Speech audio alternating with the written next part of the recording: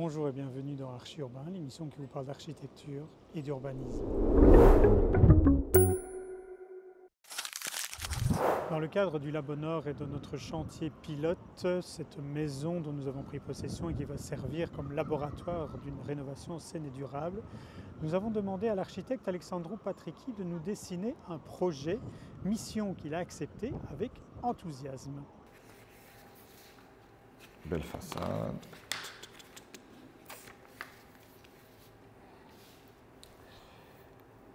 Pour moi, la grosse question, c'est l'escalier, le positionnement de l'escalier, parce que quand tu as demandé de tout enlever dans la cour, je pense qu'il faut profiter de ce jardin qui va être créé derrière.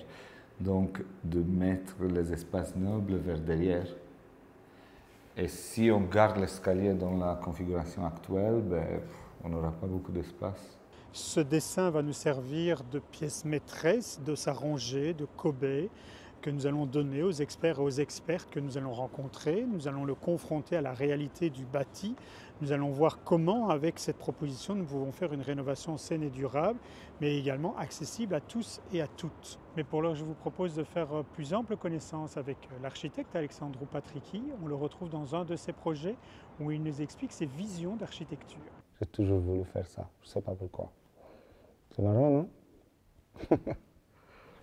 J'ai senti que je voudrais être architecte un jour. Quand j'étais enfant, je construisais des maquettes, j'inventais des trucs.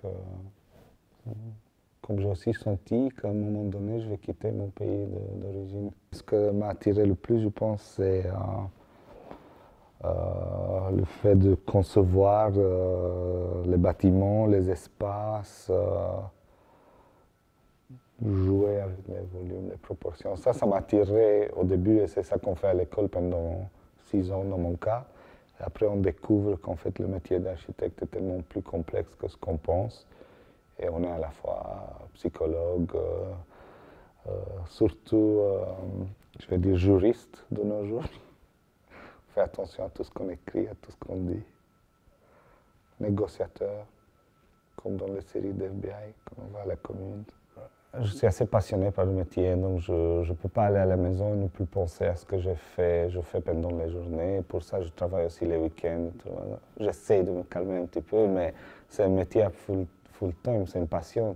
On ne peut pas s'arrêter de réfléchir en dehors de travail. Je pense fortement que l'architecture a un pouvoir de changer la vie des gens. Quand on découvre un nouveau site, un nouveau terrain, un emplacement, on découvre aussi un projet. De cette découverte, on commence par cette découverte de lieu. Et après, mon architecture en soi, je pense qu'elle est caractérisée par des espaces nets, on va dire, par des espaces épurés, espaces où on peut respirer. On arrive dans un espace lumineux où on découvre à travers les vitres un jardin. L'idée des couloirs dans cette maison, c'était qu'à terme, ils deviennent une petite galerie d'art et que les murs vont être remplis de tableaux. C'est pour ça qu'ils sont assez confortables. On peut deviner la programmation de la maison avec le séjour, qui a une hauteur plus grande que les autres espaces et qui s'ouvre complètement sur le jardin. Après, on a la connexion avec la salle à manger, qui aussi bénéficie des espaces vitrés et des terrasses qui vont se pencher vers le beau jardin. La façade est composée de pierres maçonnées de 3 dimensions différentes qui ensemble font 15 cm et on a joué avec ce module pour aligner tous les éléments extérieurs de la maison, les fenêtres, les escaliers, les auvents dessous. Et les pierres ont des longueurs comprises entre 50 cm et 2 mètres de longueur. C'est une très jolie pierre, je trouve, surtout. Et c'est une demande du maître d'ouvrage qui a voulu absolument avoir cette pierre sur les façades. Donc on a visité pas mal de bâtiments avant de choisir. Et c'était son choix de cœur, on va dire. Ce que je n'aime pas, c'est des matériaux qui imitent des autres matériaux. Ça, je déteste, c'est un mensonge. On se retrouve quand même dans une époque où on trouve 1000 matériaux mais on ne sait pas comment ils vont vieillir, on ne sait pas ce que ça va donner dans 20 ans. Et quand on regarde il y a 300 ans ou 1000 ans, on construisait, on utilisait du bois, de la pierre, de la terre cuite, de la terre.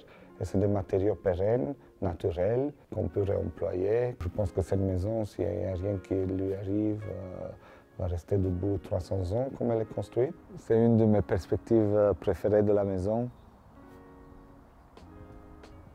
On peut l'observer qu'elle est très fermée vers la rue et qu'elle s'ouvre progressivement vers le jardin avec la façade sud. C'est vraiment un beau site qui a donné beaucoup de liberté dans le dessin de conception de la maison. Un plan qui est beau, c'est aussi un plan qui est bon. Et donc je passe beaucoup de temps à résoudre les espaces dans le plan et dans la coupe. Le dénivelé était plus fort du côté droit en regardant la façade sud de la maison. Et donc c'est pour ça aussi que la maison a un niveau de plus de ce côté. Les volumes se décomposent progressivement vers la gauche et sont reliés au terrain. C'est à travers les terrasses et les volumes qui sortent progressivement vers le sous-sol qui créent cette liaison avec le terrain. Quand on voit de l'extérieur, on voit un jeu de volume qui caractérise la maison. Et donc, à travers ce jeu de volume, on peut deviner ce qui se passe derrière. Et donc, le volume le plus grand et le plus imposant, c'est le séjour dans lequel on se retrouve. Les volumes extérieurs essayent de raconter ce qui se passe derrière. Et en plan, c'est la même chose. Il y a une hiérarchie entre les espaces, par leur dimension, par leur position. Je trouve que la cohérence dans les projets, c'est quelque chose de très important. Et le moins de compromis qu'on fait, plus le projet est réussi. Donc je dirais qu'un projet d'architecture réussi, c'est un projet qui est cohérent par rapport au programme, à la demande, à l'époque dans laquelle on vit. Vous venez de découvrir une réalisation de l'architecte Alexandru Patrichi, mais quelle est son implication et quelle est sa définition de la durabilité? La durabilité, pour moi, c'est surtout concevoir un bâtiment qui mérite d'être là aujourd'hui, mais qui sera là dans 50 ans et espérons dans 100 ans aussi. Cette durabilité doit pénétrer le projet à ses différentes phases. Et on commence par l'implantation d'un projet dans son site, dans son contexte, et on continue avec des espaces bien pensés, avec l'implémentation des techniques passives de contrôle d'ensoleillement, d'ombrage, de ventilation naturelle. Et bien sûr, on arrive à incorporer les techniques d'aujourd'hui, comme la géothermie, qui est probablement ça fait partie du futur dans le bâtiment. Mais je pense que c'est aussi important de concevoir de bons espaces, de bels espaces, des espaces cohérents qui vont faire la preuve de temps. Avant de terminer cette émission, je vous propose une capsule tutoriel avec Steven Ware, architecte et partenaire chez Artbuild Architect. Il nous explique c'est quoi le biomimétisme.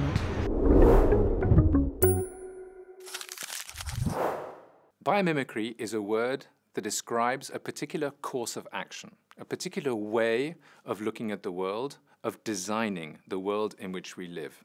Biomimicry involves looking at nature, understanding how nature works, how nature has invented, innovated for now 3.5 billion years on this planet, and how nature has found solutions to different problems, how nature naturally balances itself out, how nature introduces the whole idea of developing new models. Biomimicry is a way in which we can apply the tools that nature has used in order to design the world that we know as the living world, and we can help to design better products, better buildings, better cities by observing this natural design element which nature has developed now for billions of years. Biomimicry is particularly useful because it constantly reminds us that in nature there are rules. There are rules about the balance of energy.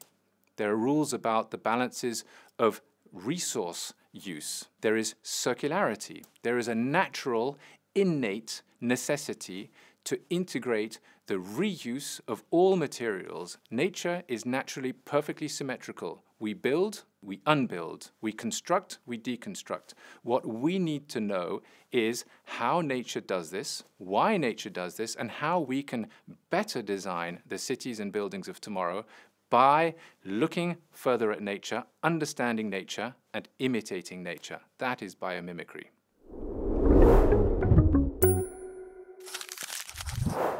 Bonjour, je m'appelle Idriss Gossens et je suis le CEO de PropTech Lab. Je dis souvent en rigolant, mais tout quand même très sérieusement, que notre mission c'est de sauver les arbres. Donc vous savez que l'immobilier c'est la plus grande classe d'actifs au monde, c'est environ 321 trilliards de dollars, c'est-à-dire plus de 200 fois la valeur de Google, c'est plus que l'ensemble de tout le stock d'or, de crypto et d'equity combinés, donc c'est gigantesque, mais c'est le secteur le moins digitalisé et surtout le plus polluant. 40% des émissions de CO2 viennent du secteur, comme tout le monde sait, mais c'est aussi 50%, c'est responsable pour 50% des extractions de matériaux premiers, donc il y a un énorme problème. Et donc nous, notre rôle, c'est d'aider la transformation digitale et environnementale du secteur en mettant en relation les startups avec les grands groupes. Et donc de cette manière, sauver les arbres. Le concept de durabilité est vraiment aligné au concept ou c'est un synonyme du concept d'impact. Donc c'est plus que les ESG. Les ESG, c'est limiter les externalités négatives du business. Pour moi, l'impact, c'est créer des externalités positives.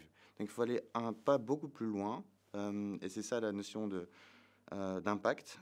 Et comment on fait de l'impact, nous, chez PropTech Lab? C'est simple, c'est en mettant en relation les grands groupes et les startups, donc en aidant les grands groupes à sourcer les bonnes solutions innovantes pour rendre des projets immobiliers plus durables, plus innovants, avec un impact positif. Ce sera tout pour cette émission, mais je voudrais, comme le dit le panneau ici derrière moi, vous remercier pour votre fidélité. On se retrouve très rapidement pour de nouvelles aventures architecturales. N'hésitez pas d'aller faire un tour sur le site www.archiurbain.be. Bonne semaine, au revoir.